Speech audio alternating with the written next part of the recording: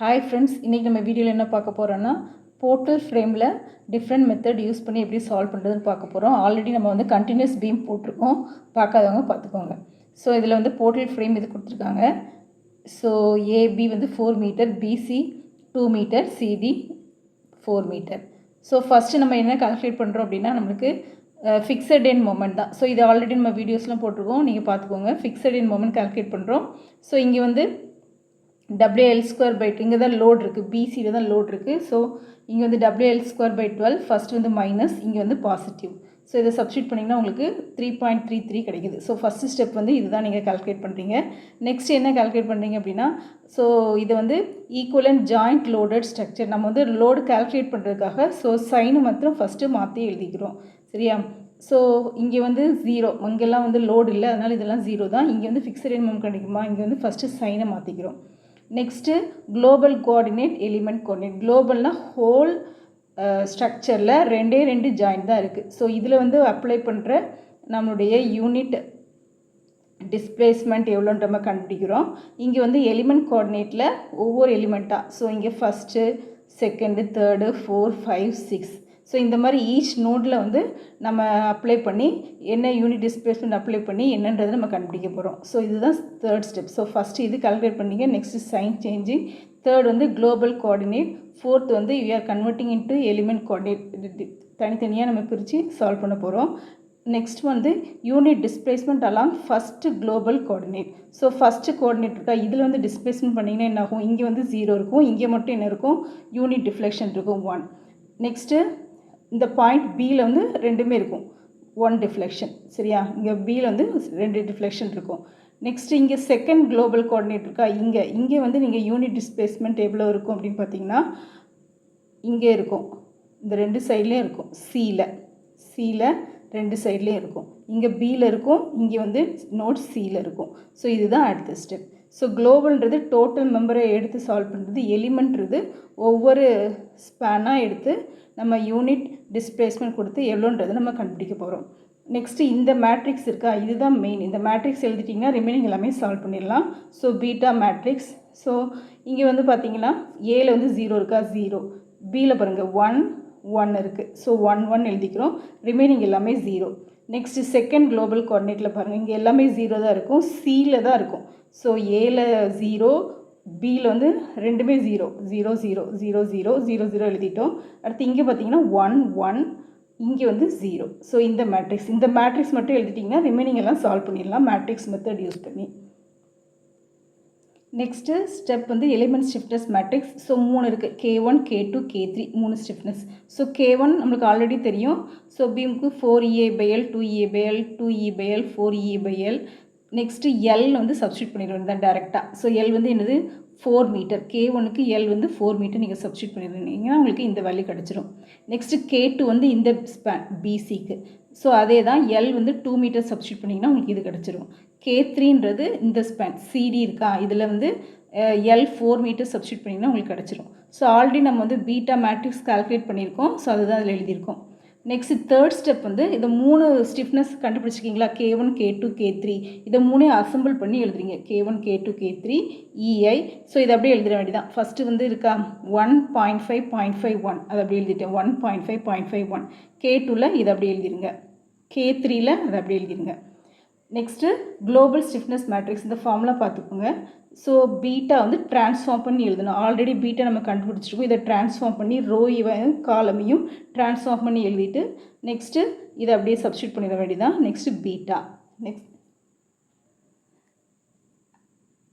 அடுத்து இந்த மேட்ரிக்ஸ் எல்லாமே நீங்கள் எப்படி சால்வ் பண்ணிங்கன்னா உங்களுக்கு K மேட்ரிக்ஸ் கிடச்சிரும். நெக்ஸ்ட்டு டெல் மேட்ரிக்ஸ் வந்து K inverse into P. So K inverse எப்படி கண்டுபிடிப்பீங்க, 1/determinant of K into adjoint of A. So already நம்ம வீடியோ போட்டிருக்கோம், ஸோ இதெல்லாம் பார்த்துக்கோங்க. நெக்ஸ்ட்டு டெல் வந்து del1, del2, 1/EI, இதெல்லாம் சால்வ் பண்ணிங்கன்னா உங்களுக்கு அப்படி வந்துடும். ஸோ இதில் வந்து P மேட்ரிக்ஸ் அப்படின்றது என்னதுன்னா ஃபஸ்ட்டு ஸ்டெப்பில் நம்ம கண்டுபிடிச்சிருக்கோமா ஃபிக்ஸட் எண்ட் மொமெண்ட், அந்த மேட்ரிக்ஸ். ஸோ இங்கே பாருங்கள் 3.33, 3.33, இது மைனஸ் இது ப்ளஸ் இது கண்டுபிடிச்சிருக்கோமா, அதுதான் இந்த P மேட்ரிக்ஸ். ரிமைனிங் எல்லாம் மேட்ரிக்ஸ் தான். ஸோ del1, del2, 1/EI, இதை நீங்கள் சால்வ் பண்ணிங்கன்னா உங்களுக்கு இந்த வேல்யூ வந்துடும். ஸ்டெப் 6 வந்து இதுதான் final formula for finding the moment.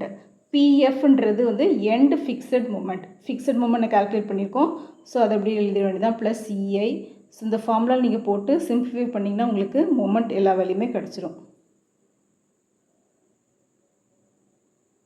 Next slope deflection method portal frame. So இதுவும் ஆல்ரெடி நம்ம வந்து கண்டினியூஸ் பீம் வீடியோ போட்டிருக்கோம், பார்க்காதவங்க பார்த்துக்கோங்க. So first slope deflection equation calculate பண்ண போகிறோம். So A B B C C D. So எம்ஏபியில் லோட் இல்லை, அதனால் ஃபிக்ஸட் இன் மொமெண்ட் வந்து 0. ஆல்ரெடி ஈக்குவேஷன் வந்து 2EI/L. ஃபஸ்ட்டு உள்ளது 2θA ப்ளஸ் θB. ஸோ இங்கே எதுவுமே இல்லாதனால ஃபிக்ஸட்னால 0 ஆயிரும். θB மட்டும் டிஃப்ளெக்ஷன் இருக்கும். நெக்ஸ்ட்டு எல் வந்து அதில் சப்ஸ்டியூட் பண்ணியிருக்கேன். எல் வந்து 4 மீட்டர். நெக்ஸ்ட்டு எம்பிஏ வந்து இதே ஃபார்முலா தான், இங்கே வந்து 2θB இருக்கும். 2θB plus θA. ஸோ θAயில் வந்து இருக்காது, ஸோ இது வந்து 0, டிஃப்ளெக்ஷன் 0. நெக்ஸ்ட்டு எம்பிசி, பிசியும் சிபியும் கால்குலேட் பண்ணுறோம். இங்கே வந்து லோட் இருக்கிறதுனால WL²/12. ஸோ பிசினால் மைனஸ், சிபி வந்து ப்ளஸ் WL²/12. ஸோ இதில் வந்து ரெண்டுமே இருக்கும். ஸோ இது ரெண்டுமே வந்து உங்களுக்கு ஹிஞ்சு தான். ஸோ தீட்டா இருக்கும், டிஃப்ளெக்ஷன் இருக்கும். நெக்ஸ்ட்டு எம்சிடி பார்த்தீங்க அப்படின்னா உங்களுக்கு இங்கே இருக்கா, இங்கே வந்து லோடு இல்லை. ஸோ அப்போ ஃபிக்ஸட் இன் மொமெண்ட் வந்து 0. ஸோ இதில் சப்ஸ்டியூட் பண்ணிட வேண்டியதான். θD கிடையாது. ஸோ ஒரு ஈக்குவேஷன் வரும். ஸோ ஃபஸ்ட்டு ஏபியில் ஃபஸ்ட் ஈக்குவேஷன், பிஏல செகண்டு, பிசி தேர்டு, 4, 5, 6. நெக்ஸ்ட்டு இந்த ஜாயிண்ட் எடுத்துக்கிறோம். இந்த ஜாயிண்டில் M B A plus M B C is equal to 0.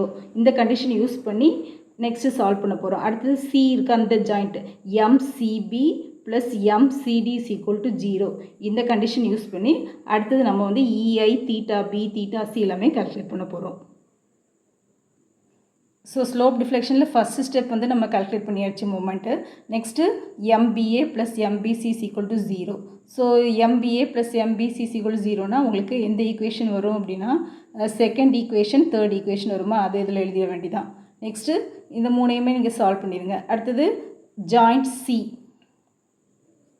சியில் பார்த்தீங்கன்னா moment CB plus moment CD is equal to 0. So already நம்ம இங்கே கால்குலேட் பண்ணியிருக்கோம். மொமெண்ட் சிபி, மொமெண்ட் சிடி வந்து நம்ம கால்குலேட் பண்ணியிருக்கோம்.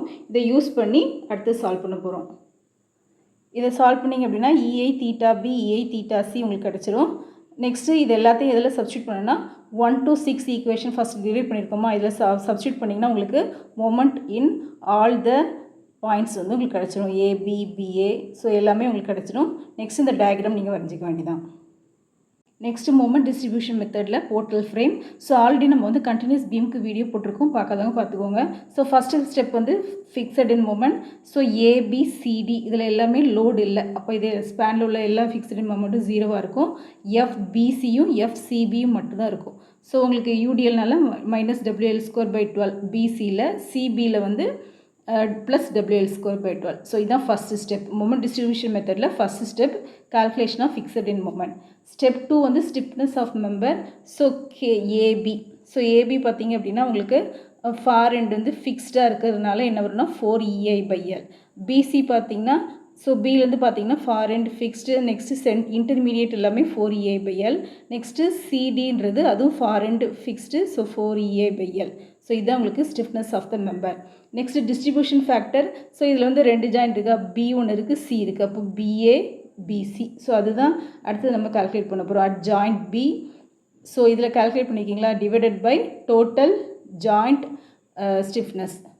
ஸோ பியில் வந்து 2 இருக்குது, பிஏ ஒன்று, பிசி இருக்குது. சியில் வந்து சிபி ஒன்று இருக்குது, சிடி ஒன்று இருக்குது. ஸோ இந்த ஃபார்முலாவில் அப்படி நீங்கள் சப்ஸ்டியூட் பண்ணிங்கன்னா உங்களுக்கு distribution factor for joint B and joint C வந்து உங்களுக்கு கிடச்சிரும். Next step moment distribution table. So இதில் எழுதிக்கோங்க. ஸ்பேன் பியில் வந்து 2 இருக்கா, பிஏ, பிசி. சி ஜாயிண்ட்டில் 2 இருக்குது, span C B, C D. Next D. So initial moment fixed moment calculate பண்ணியிருக்கோமா. ஸோ பிசி, சிபியில் மட்டும்தான் இருக்கும், அந்த மொமெண்ட் இதில் எழுதிட வேண்டியதான்.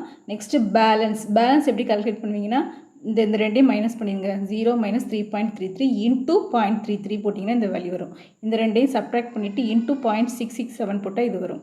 அதேமாதிரி இது ரெண்டையும் சப்ட்ராக்ட் பண்ணிவிட்டு 0.667 போட்டிங்கன்னா இது வரும். இந்த ரெண்டையும் சப்ட்ராக்ட் பண்ணிவிட்டு இதை வந்து மல்டிப்ளை பண்ணிங்கன்னா 1.11 வரும்.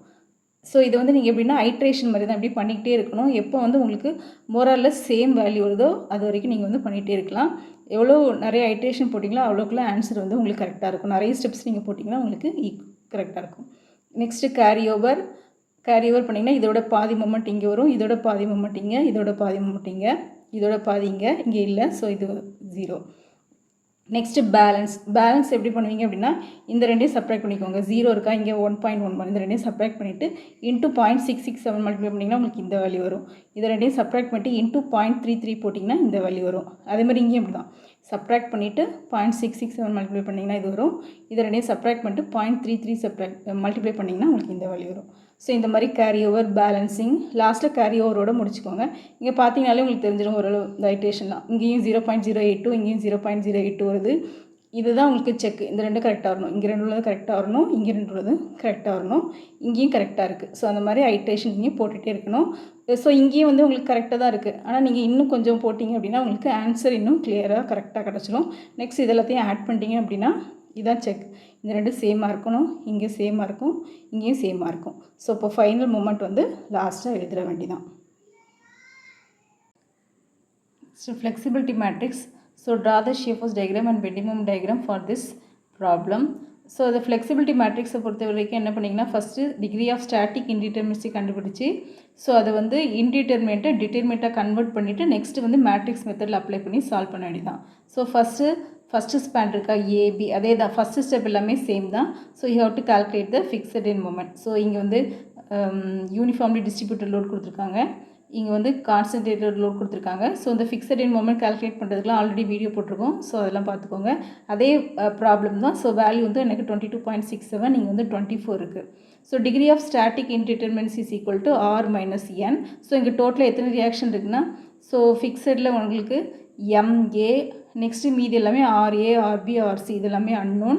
ஸோ அவைலபிள் ரியாக்ஷன் வந்து sigma M is equal to 0, sigma V is equal to 0. So இதில் வந்து பார்த்தீங்கன்னா சப்ஸ்டியூட் பண்ணிங்க அப்படின்னா உங்களுக்கு 4 வந்து அவைலபிள். 4 மைனஸ் 2னா டிகிரி ஆஃப் ஸ்டாட்டிக் இன்டிட்டர்மினன்சி 2. அப்போ ரெண்டு இதை நம்ம ரிமூவ் பண்ணிட்டிங்கன்னா அது வந்து ஸ்டாட்டிக்லி டிட்டர்மினேட்டாக மாறிடும். ஸோ இதில் என்ன ரிலீஸ் பண்ண போகிறோம் அப்படின்னா release MA and MP. So இது ரெண்டு ரிலீஸ் பண்ணிட்டீங்கன்னா இந்த structure will be converted into statically determinate. So அதுதான் இதில் next step. So first step வந்து fixed in moment, next வந்து you have to convert into statically determined. So you apply the unit force along the first global coordinate. Next you have to write the matrix. Next you have to apply unit force along the second global coordinate. So first global coordinate இங்கே இருக்குது, second இங்கே இருக்குது. So இது ரெண்டுலேயுமே உங்களுக்கு unit force apply பண்ணிங்கன்னா you have to form the matrix equation. Next flexibility coefficient matrix இருக்கா, B is equal to BR into BX. So இதை வந்து அப்படியே சப்ஸ்டியூட் பண்ணிட வேண்டியதான். BR BX இது வந்து அப்படியே எழுதிட வேண்டியதான். Next assembled elements flexibility matrix. இதுதான் உங்களுக்கு ஃப்ளெக்சிபிலிட்டி மேட்ரிக்ஸோட basic equation. L/3I L/6EI. So இந்த equation so for F1 as well as for F2 இந்த ரெண்டுமே நீங்கள் கண்டுபிடிச்சி FU இருக்கா, F1 F2 0 0. So flexibility matrix வந்து it is inverse of stiffness matrix. So இதில் எல்லாத்தையும் நீங்கள் சப்ஸ்டியூட் பண்ணிட வேண்டியதான். ஸோ சப்ஸ்டியூட் பண்ணிங்கன்னா உங்களுக்கு இந்த மாதிரி மேட்ரிக்ஸ் ஈக்குவேஷன் கிடைக்கும். ஸோ எல் சப்ஸ்டியூட் பண்ணிக்கோங்க. எல் வந்து ஃபஸ்ட்டு மேட்ரிக்ஸ்க்கு என்னது 4 வருமா, நெக்ஸ்ட்டு செகண்ட் F2க்கு வந்து 5 வரும். இதெல்லாம் நீங்கள் சப்ஸ்டியூட் பண்ணிங்கன்னா உங்களுக்கு இந்த வேல்யூஸ் உங்களுக்கு கிடச்சிடும். நெக்ஸ்ட்டு கம்பைண்டாக இந்த மேட்ரிக்ஸ் ஈக்குவேஷனில் சப்ஸ்டியூட் பண்ணிட வேண்டியதான். அடுத்தது Fx is equal to B வந்து T. ஆல்ரெடி நம்ம B கால்குலேட் பண்ணியிருக்கோம், அதை ட்ரான்ஸ்ஃபார்ம் பண்ணி எழுதணும். அதாவது ரோவையும் காலமையும் மாற்றி இதில் எழுதிட்டு இன்ட்டு இந்த ஈக்குவேஷன் இருக்கா 1/EI. நெக்ஸ்ட்டு B மேட்ரிக்ஸ் நம்ம ஆல்ரெடி கண்டுபிடிச்சிருக்கோம். நெக்ஸ்ட் எல்லாமே அப்படியே மேட்ரிக்ஸில் சால்வ் பண்ணிட வேண்டியதான். Same as that of the stiffness matrix தான். மேட்ரிக்ஸ் உங்களுக்கு போட மட்டும் தெரிஞ்சால் போதும், இது எல்லாமே நீங்கள் ஈஸியாக சால்வ் பண்ணிடலாம். நெக்ஸ்ட்டு ஃப்ளெக்சிபிலிட்டி மேட்ரிக்ஸ் இந்த ஃபார்முலா. ஸோ ஸ்டிஃப்னஸ் மாதிரியே தான் வரும். Transpose into force matrix into B matrix. இதை சப்ஸ்டியூட் பண்ணிட்டீங்க அப்படின்னா மேட்ரிக்ஸில் இதெல்லாமே சிம்பிளிஃபை பண்ணிங்கன்னா உங்களுக்கு இந்த வேல்யூ கிடச்சிடும். லாஸ்ட்டாக மொமெண்ட் கண்டுபிடிக்கிறதுக்கு இந்த ஃபார்முலா. ஸோ இதுதான் என்னென்னா அப்படின்னா உங்களுக்கு எண்ட் மூமெண்ட், பிஆர் வந்து எண்ட் மூமெண்ட். ஸோ இதில் அப்படியே சப்ஸ்டியூட் பண்ணி சால்வ் பண்ணிங்க அப்படின்னா உங்களுக்கு வேல்யூஸ் கிடச்சிடும். எல்லாமே மேட்ரிக்ஸ் தான், டேரெக்டாக சப்ஸ்டியூட் பண்ணிட வேண்டியதான். ஸோ சப்ஸ்டியூட் பண்ணிங்கன்னா உங்களுக்கு மூமெண்ட்ஸ் கிடச்சிடும். நெக்ஸ்ட்டு டயக்ராம் ஆல்ரெடி நம்ம வந்து போட்டிருக்கோம்ல, அதே மாதிரி தான் டயக்ராம் வரைஞ்சிக்கோங்க.